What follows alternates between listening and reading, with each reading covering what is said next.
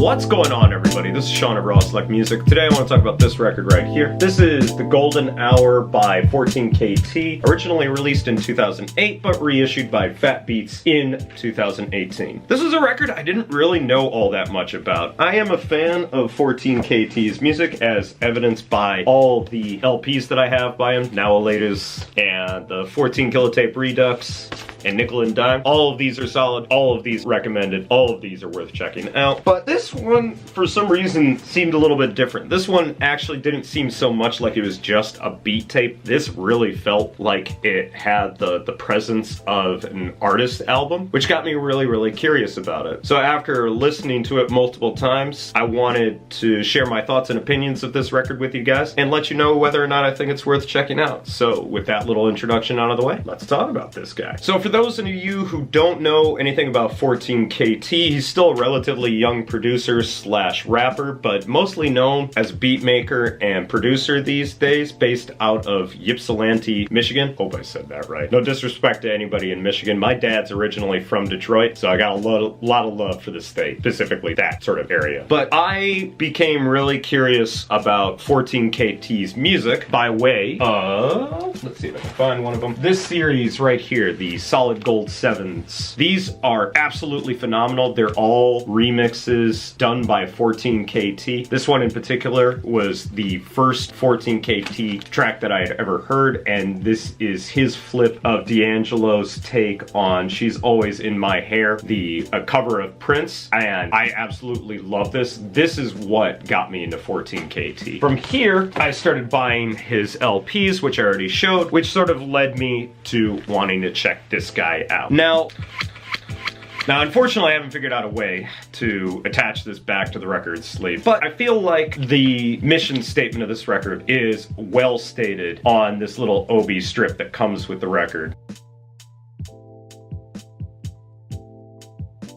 And it seems like the general theme that persists throughout this record is life and death. Like, there's a lot of high points on here, there's a lot of low points on here, and compared to a lot of other instrumental hip-hop records, it really feels like there's a lot of emotion and there's a lot of weight behind a lot of the tracks on here. What really separates him from all the other beat makers out here is he actually knows how to craft a song. So much of the music on here actually feels like music. And this is not knocking just some straight up good sounding, clever, unique instrumental hip hop tracks, but 14KT just has a certain quality to his music that really puts him in, for, you know, lack of a better way of saying it, a league of his own. His drums are just programmed better than a lot of other beat makers out there, to the point where in some cases they actually sound indistinguishable from just a straight up live drummer. There's so many moments on here that just have a significant wow factor to them. If it's not in the cleverness or the uniqueness in the way that he chops up a sample, it's in the way that the song is structured, going in directions that don't go entirely in the direction that you want them to. And one thing that's really cool about this record, it is incredibly versatile. It goes all over the place. The first track on here seems like it's an homage to some old school sounding Detroit techno or Detroit style electro, not that dissimilar to Cybotron, and he does it absolutely flawlessly. The last track on here as well, Illustrious, also shows a bit of symmetry as it ends on sort of the same note that the record started off on. From there, it seems like the record seems to go through a whole variety of shifts and moods and different flavors and different colors, and some of the tracks on here are a little bit more contemplative, a little bit more moody, and a little bit more sort of soul-searching. One of my favorite tracks on here is I See You Smile, which is one of the slower tracks on here, but it takes what feels like a really familiar bass line, and it just went between that bass line, the sort of delicatness of keys on here, and some of the sort of vocal snippets, as well as the almost marching band snares and drums on here. It really shows off his prowess as a producer, and there's so many moments like that on this record. One of the earliest highlights on here isn't even like the hardest hitting hip-hop track on here, and that's The Inside, which is really, really soulful. It's got some great vocals from Tiffany Page, as well as some really restrained drums, but they actually work really, really well within the context of the emotion that's going on in the song. And it's moments like that that really elevate this record above a lot of other beat tapes out there. This record does hit hard when it wants to, and there's definitely a whole variety of sort of hard-hitting beats on here. I feel like the most memorable moments on here is when he gets away from that and actually focuses on just making some straight-up music. Another one of my favorite tracks on here is Hi-Hat Spectations, which has this really cool, clever hi-hat pattern going on that's just really, really creative and really interesting, and very, very different from what you would expect to hear from a lot of beat makers. But like I also said, there are a ton of hard-hitting moments on here. There's a good variety of soulful moments, some just straight up hard-hitting hip-hop. There is sort of a distinctive lack of any rappers on here. The closest you get is a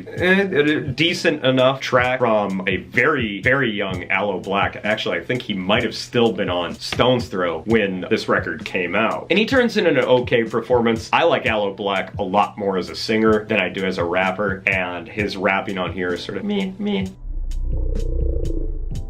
But it's still not enough to really take away from the quality of the track that he's on, Can We Chill Again? And then my other favorite track on here, Less Than Enough, is just one of the most touching, sort of soulful moments on here, and easily a late album highlight track on this album. And overall, I really don't have that many complaints to say about this record. It's interesting throughout. It's all tied together with some really clever skits that sort of bring the theme of a career on life support all together, and it really makes for a cohesive listen. This doesn't feel like a collection of beats thrown together for an album. This really feels like an album. It really is like one of the best artistic statements that I've heard from a beat maker, save from Jay Dilla's Donuts. I really can't recommend this record enough. I really also recommend that you pick this guy up.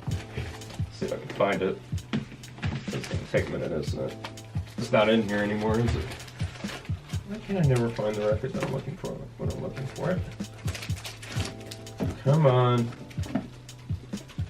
Ah, there we are. So one more reason to pick this up in the 10th anniversary edition is it does come with a bonus 7-inch. And if you're looking for more of just the straight up hard-hitting, slappy style instrumental hip-hop stuff, this has got exactly what you're looking for. And since it is exclusive to this record, do recommend that you pick it up, because this is definitely worth the price of entry. So there is one thing, now that I thought about it, that I do want to complain about. And this comes from my own personal perspective, because I still DJ with vinyl, and that's this. As cool as it is to get multicolored vinyl, and it looks really nice and flashy, it is a pain in the ass to DJ with, because the grooves are basically invisible. So it becomes really, really difficult to figure out where the track separations are. It's not a deal breaker. I still have figured out ways around it, but it has made this record a lot harder to DJ with.